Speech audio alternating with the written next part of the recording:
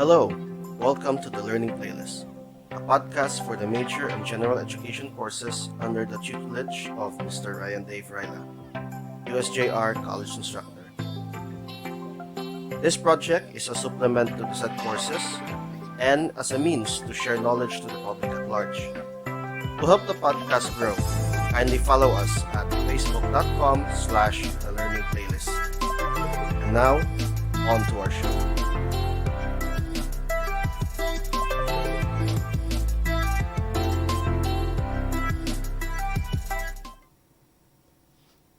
Hello and welcome to the first lecture video of the Rizal course for the second semester of school year 2020-2021.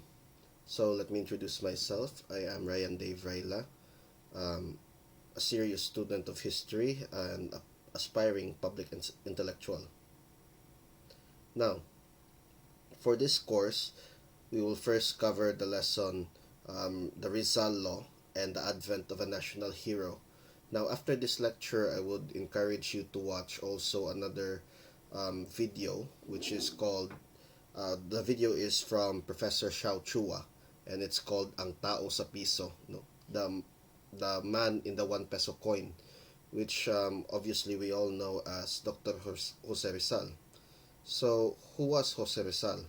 And why does he have such a huge impact upon the Philippines? And is Rizal somehow our own version of a superhero, or is he just an ordinary person? The video that I'm recommending to you not only tries to answer that question, but also posits whether Rizal is still relevant in our time, as we shall also do in this course today. So for today, let us talk about the Rizal Law and how Rizal became a national hero. By no means is he the only national hero. We have a lot of heroes in our pantheon of national heroes. No, of our there's a long list of heroes in our history. But why Rizal stands at least head and shoulders above all the rest is the subject of debate throughout this course. Now let's begin.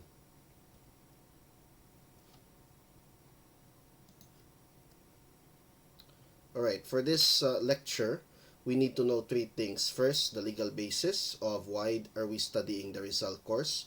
Second, we need to know about the historical background on the creation of the said laws, no, the laws surrounding the creation of the Rizal course. And also, we need to demonstrate our knowledge of the Rizal law via via via those surrounding circumstances in number 1 and number 2. Alright, for the Rizal Law, it is known as RA Republic Act 1425, and it was created or approved, no, around June 12, 1956. Now, June 12 is historical for the Philippines, considering that the first Philippine Republic was established around June 12, 1899.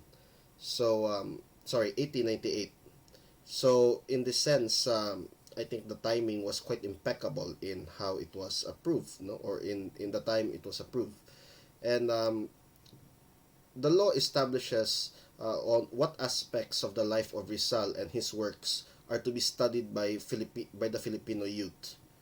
Okay, so this is a mandated course across all degree programs. So it is in our time, at least in the time of OBE, outcomes based education. It is included in the general education courses that college students in the Philippines have to undertake. Now, the Rizal Law was sponsored, or rather, its principal authors are the following. It was Senator Jose P. Laurel, who in the previous years, in the previous decade, before the 1950s, also served as a sort of an interim president at the time of the Japanese occupation in the Second World War, no, the Pacific War here in the Philippines. And there's also there are several versions of this bill or of this law before it became before it was passed, no, before it became a law. It was called a bill, which was House Bill 5561.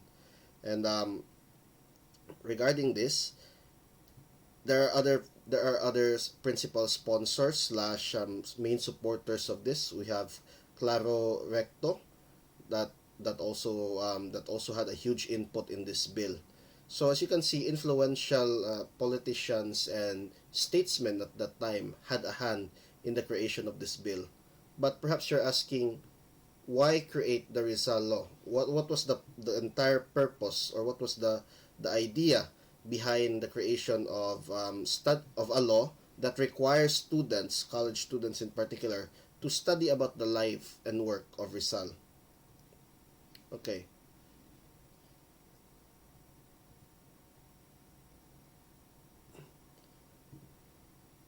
So Rizal's Rizal's life, at least his adult life, no, was one that is dedicated to winning, at least in that time, in his context.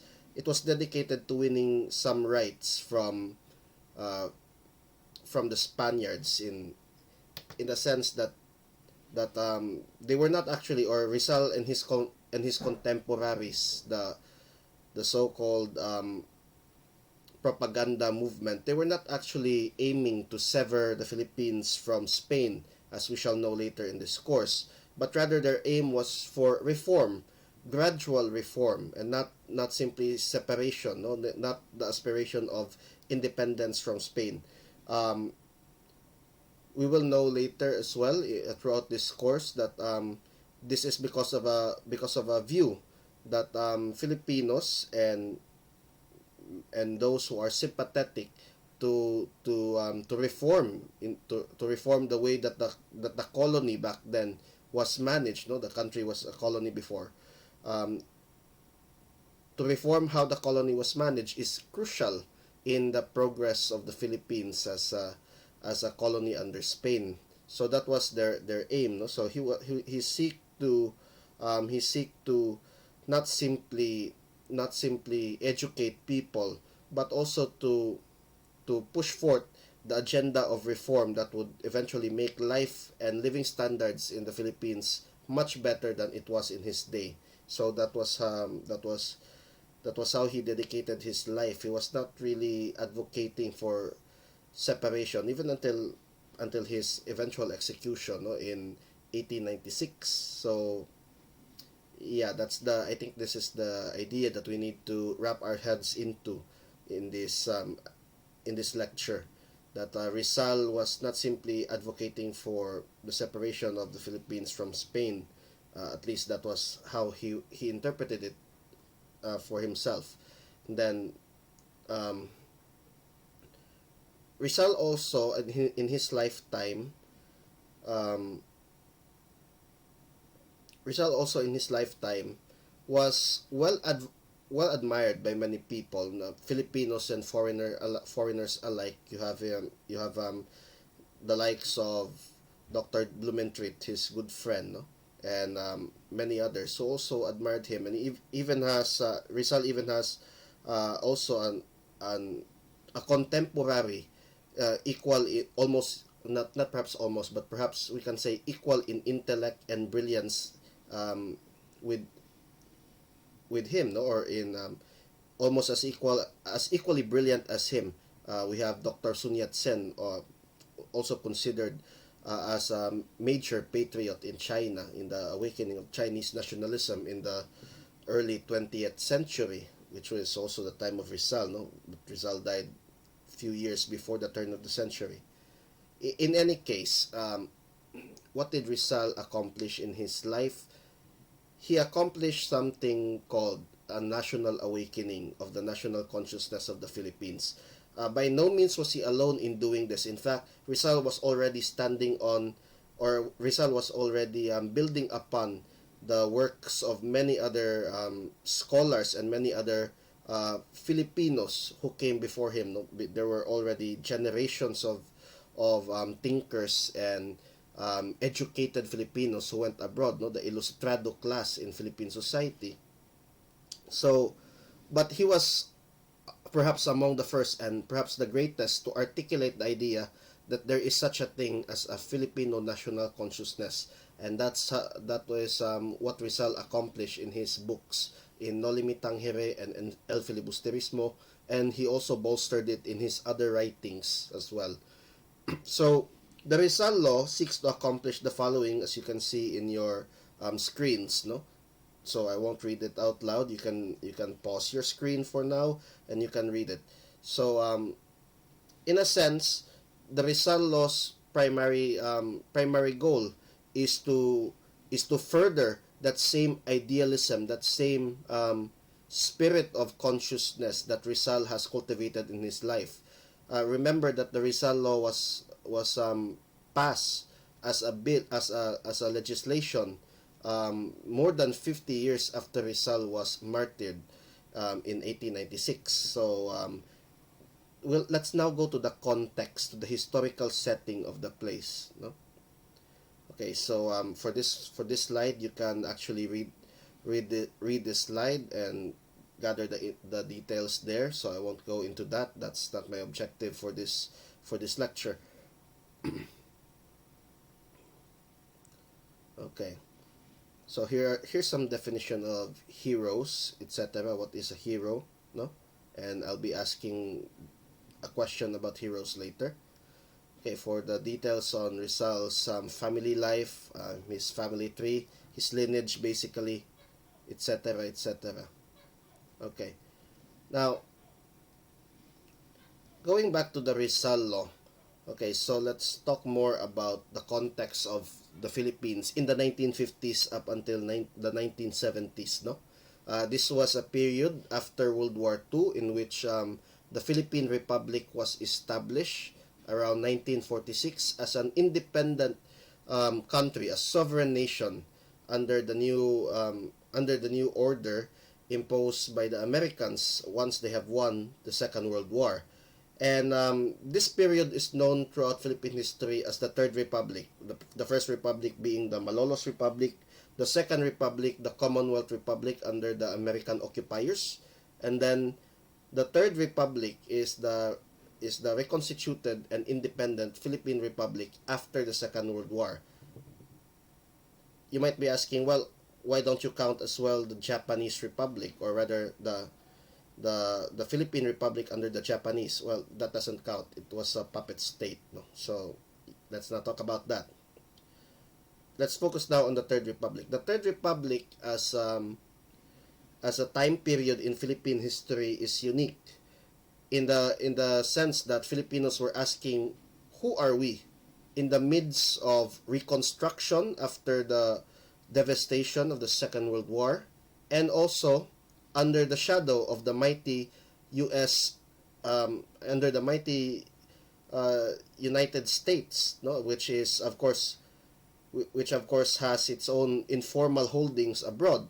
Basically, the United States is during this time, no, during the context of the so-called Cold War between the USSR, the United States is building coalitions, and not only building coalitions but also propping up allies abroad, etc., organizing coups, supporting them militarily, economically, and so on. And the Philippines was one of those countries. So, in this era of more geopolitical tensions than ever, and in this era also of rising influence from on the one hand the United States, and on the other the Union of Soviet Socialist Republics, the USSR, and also a growing communist movement during the early 40s up until the 1950s. Many Filipinos were asking, where can we look for inspiration in the nation building of our new country, of our newly independent state? So they look back into the past, and of course, the proponent of the bill, Senator Jose Laurel, they look to the example of the early Philippine nationalists, the likes of Rizal, of Andres Bonifacio, etc. But primarily they settled on Rizal because Rizal was known to, or was already credited, at least going back 50 years before, was already credited with awakening Filipino social consciousness towards their own national identity as a distinct culture. And that's how it came to be that the Rizal The Rizal Law or Republic Act 1425 is actually a response by Filipinos um, towards the problems of their time, which was who was the Filipino in the midst of all these major changes around the world in the wake of the Second World War. Now, relating the Rizal Law today, Republic Act 1425, and the subsequent creation of the GE course, the General Education course of Life and Works of Rizal, we might be asking, is it still relevant in our time? Well, my answer to you is this. Certainly, it is relevant.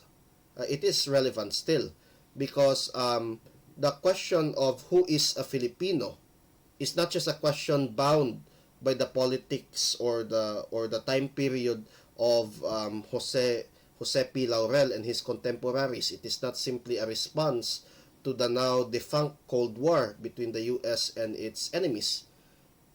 The question of who is a Filipino is a perennial question. It is a timeless question that needs to be explored every now and then, and in every generation, because it's a question that does not really lose any relevance so long as there are many challenges facing us as a country and as individuals.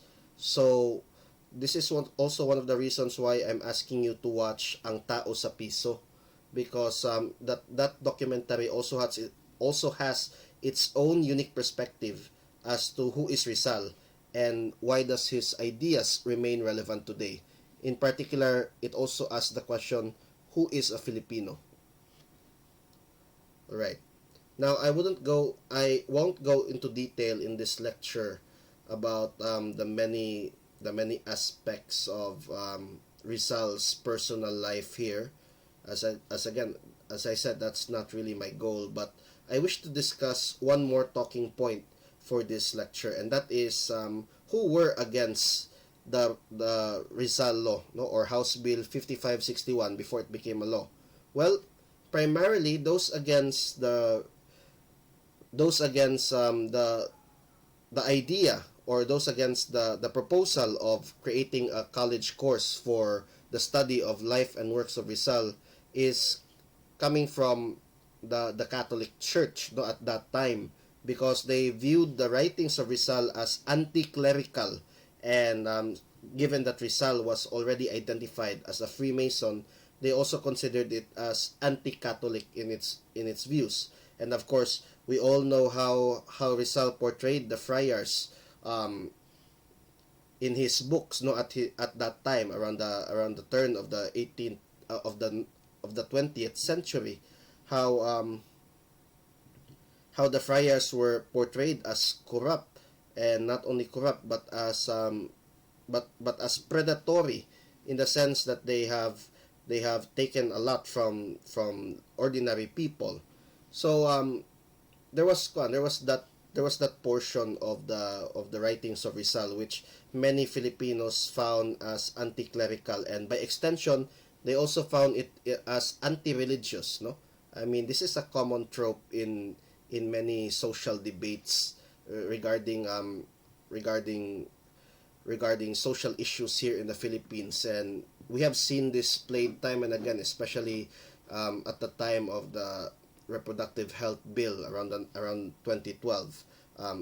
Just in recent memory, you know, if we can connect this discussion with more recent times, but suffice to say, those arguments about how studying the life of Rizal is actually anti-Catholic and anti-faith, those arguments do not really stand, because first of all, Rizal did not sought to impose a new religion, although ironically there is a sub branch of Christianity that grew out of the worship of Rizal, as well as part of their cult. So yeah, that's a caveat, no. That's let's say that's just a small detail, but in a sense, Rizal was not trying to establish any religion or anything. He was not even trying to attack religion per se, but he was trying to attack, or he was attacking, the abuses of those who are in positions of power, especially the friars, who at the time of the Spanish colonial era held so much political and social power. So he was trying to attack those abuses, but he was not really attacking the institution itself. At least that's how I interpret it in his writings. And but perhaps most importantly, the works of Rizal is crucial introspection into Philippine society, not only in his time, but also as a reflection of Philippine society in our time, in which there are still many social problems that were present during the days of Rizal, and they are still here with us today. Problems like poverty, ignorance, superstition, corruption, and abuses in particular, no?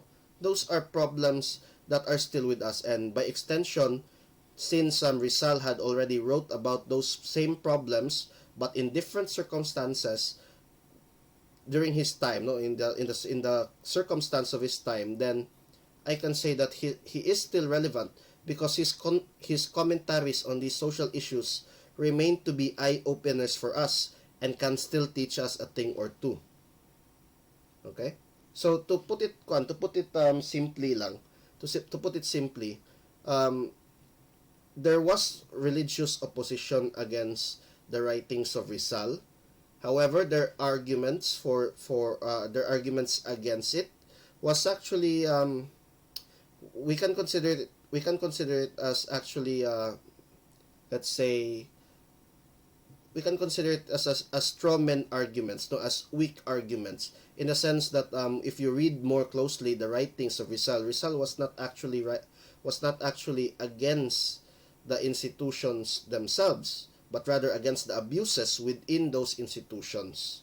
So that's how